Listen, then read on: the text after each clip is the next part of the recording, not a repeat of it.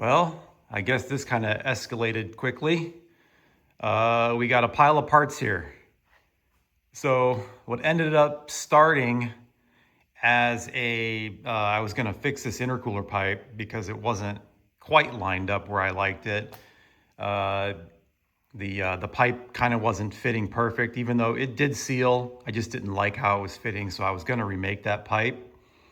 And I basically just decided, you know what, I got to pull this thing out because, as you guys know, I use I got a couple years ago, 2.5 years ago, I got a set of free rods, those Maxpeedingrods.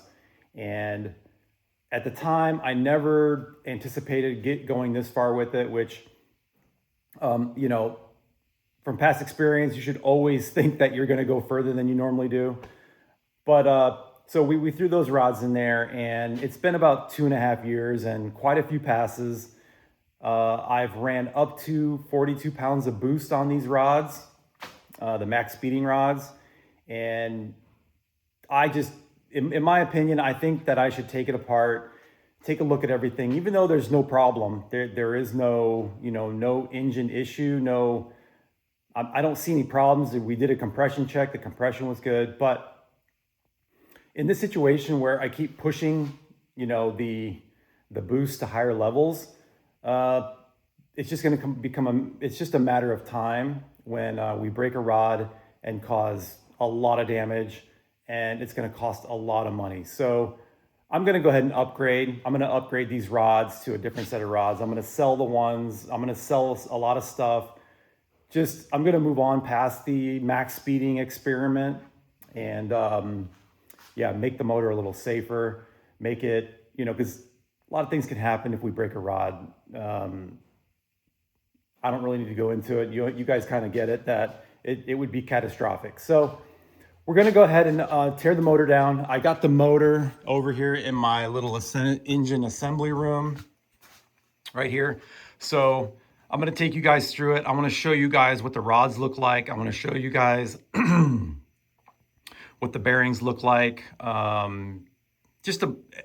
everything, all the critical parts of the engine. I'm going to show you guys, and we're going to see what it looks like after 42 pounds of boost on these Chinese rods.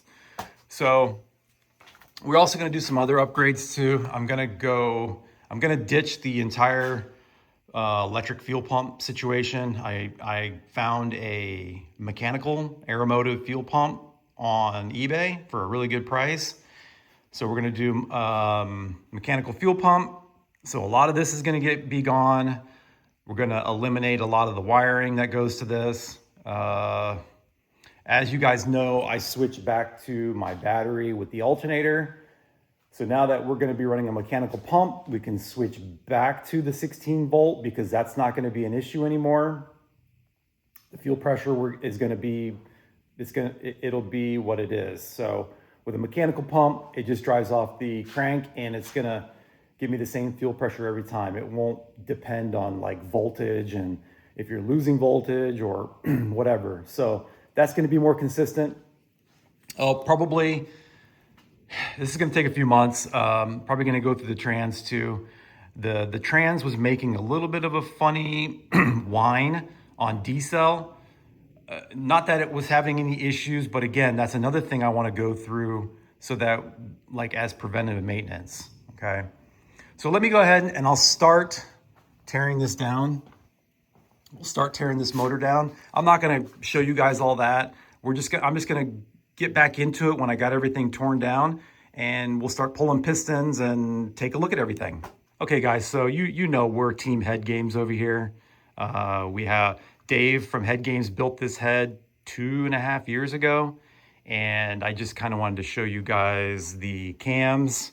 I'm not gonna bore you with unbolting things, showing you how to turn a bolt. Left is loose, right is tight, like other engine assemblers. But anyway, let's take a look at these cams just really quickly here before I continue on. They look pretty good. I mean, they're super shiny. I use the pen grade oil in this thing since the beginning. So yeah, everything looks really good. Once I get the cams out, we'll take a really close look at the buckets and see where we stand on that. So, all right, moving on. All right, got the exhaust cam out. Let's take a look at the journals, the cam journals, and the buckets. So keep in mind, this is 2.5 years, lots of passes. I don't even know how many. A lot of them at pretty good power levels. And I mean, the journals, the buckets, I don't feel a thing. And usually the exhaust cam is usually the worst. I mean, I feel absolutely nothing.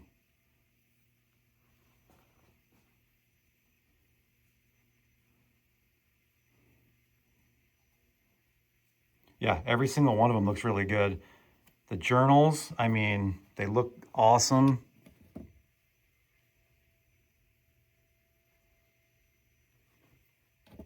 I noticed maybe just a tiny bit of, but look how shiny they are. I mean, maybe just a tiny little mark,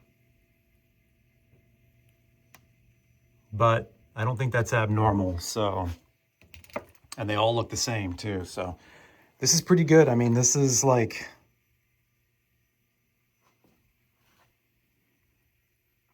maybe this one. No, I don't feel anything. Like I feel zero on those buckets. So yeah, everything looks pretty good. Usually the exhaust side is worse than the intake. So let me get the intake side off. We'll take a look at that and then move on. All right, so here is the intake side. Same thing here, no drama going on. What's amazing is these journals here. These, like normal 2Js, you pull apart any 2J, you're gonna see grooves in here. It's just pretty standard. And I know Dave polishes these whenever he does the heads, like they use Scotch-Brite and polish them up. And these just look nothing. There's absolutely nothing on these. And those all look good too, the caps. So yeah, they look perfect. I don't know, this thing's going back together like that, but I'll get a hold of Dave and see what he thinks as far as, you know, because I plan on pushing this motor way further than I have been. So I'll message him and see what he thinks, or I'm sure he might watch this video. Maybe he'll make a comment. We'll see. All right, guys, so we got the head off, and I mean, everything looks perfect. I don't see any issue at all. All the bores look super clean, still have the crosshatch. I mean, this motor looks barely broken in. So super healthy, which doesn't surprise me. I mean, the compression numbers were really, really good. I also did a leak down test on it a couple months ago, and it was all right in line, no issues whatsoever. You can see the part number for the pistons I use. Hopefully this will focus. This is a Wiseco piston, part number 8121K. So it's like a 30 over piston, basically a shelf piston from Wiseco. So yeah, I mean, the deck looks good. The head gasket, I did not see anything in between or any kind of combustion leaking or nothing. I see nothing. The head looks really good.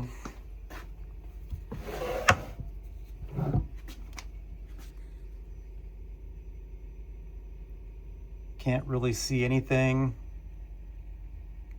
like in between the cylinders or any kind of issue with that. So cylinder head looks perfect.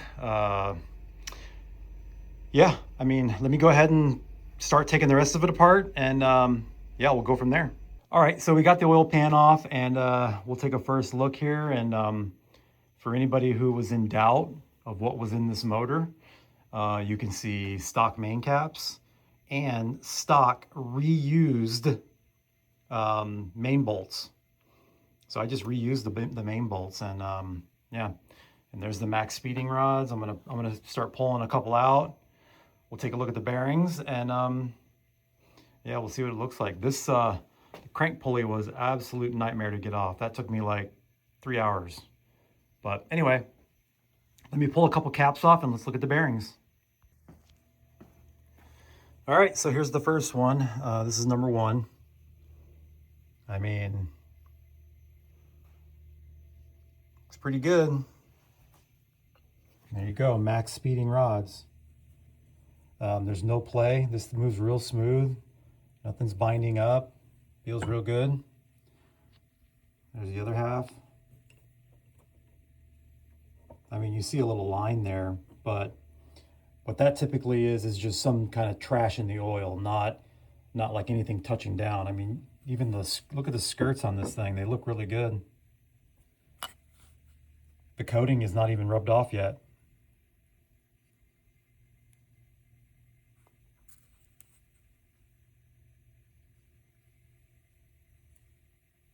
So, yeah, pistons look amazing.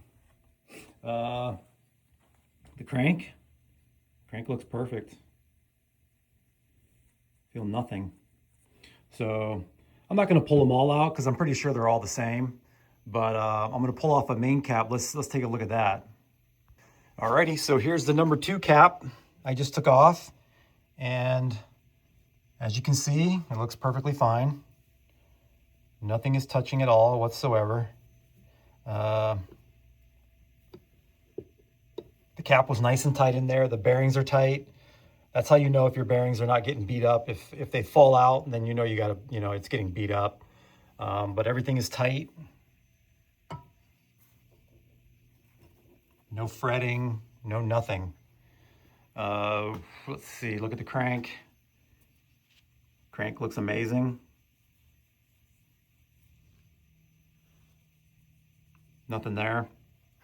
So as you can see, we're good to go. I'll probably just do new bearings, replace the rods, and billet main caps and main studs. I think once we do that, we'll be much safer pushing this motor further than we have been.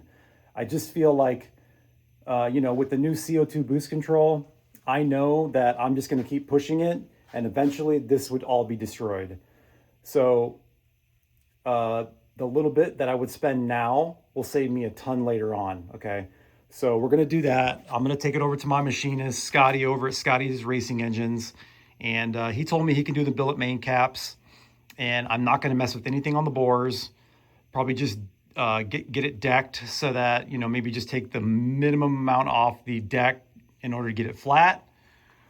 Same with the head. I may get a hold of Dave, unless he maybe watches this video, he can comment if there's anything I need to do, because I plan on putting probably 50 pounds of boost to this thing.